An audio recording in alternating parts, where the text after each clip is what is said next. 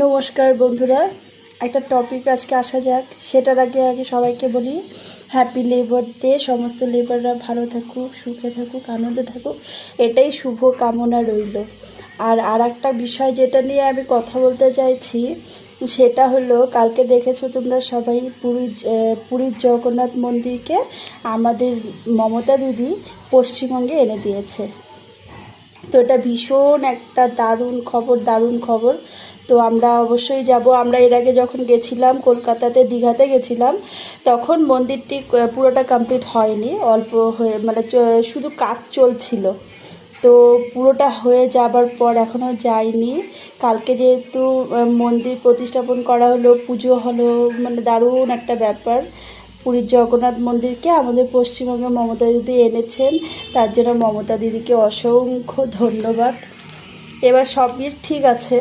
এবার দেখো দিলীপ ঘোষকে নিয়ে কী সব কুৎসা রটিত হচ্ছে। দিলীপ ঘোষ এখানে এসছে মমতা দিদির সামনে, মানে মমতা দিদি তো নিমন্ত্রণ করেছিল, তো সেখানে এসে ওরা এনজয় করলো, আনন্দ করলো। যেহেতু আমাদের হিন্দু দেবতাদের মধ্যে জগন্নাথ দেবের মানে জগন্নাথ দেবকে আমরা ভীষণভাবে মানি। আর পুজো তো সবাই, আমরা কম বেশি সবাই করি। আর দেবতাদের পুজো দিতে আসবে, এটা তো সাধারণ ব্যাপার না। এটা নিয়ে তো রাজনীতি করা একদমই মানায় না। তাই দিলীপ ঘোষকে যে যা পারছে বিজেপির দল থেকে বলছে। তো সবাইকে একটাই কথা বলবো, রাজনীতিটা একদমই আলাদা। আর তোমরা প্লিজ প্লিজ প্লিজ তোমরা রাজনীতিকে এর মধ্যে এনো না। ঠাকুর পূজা হচ্ছে, আনন্দ হচ্ছে, সবাই যাবে। কতজন কত রকমের চাকরি পেলো, ঠিক না? ওখানে অনেক রকমের দোকান বসবে। তো সবারই তো ইনকাম দরকার, বেঁচে থাকতে গেলে ইনকাম দরকার। তো এটা নিয়ে ট্রোল করার কিছু নেই, সাধারণ একটা ব্যাপার।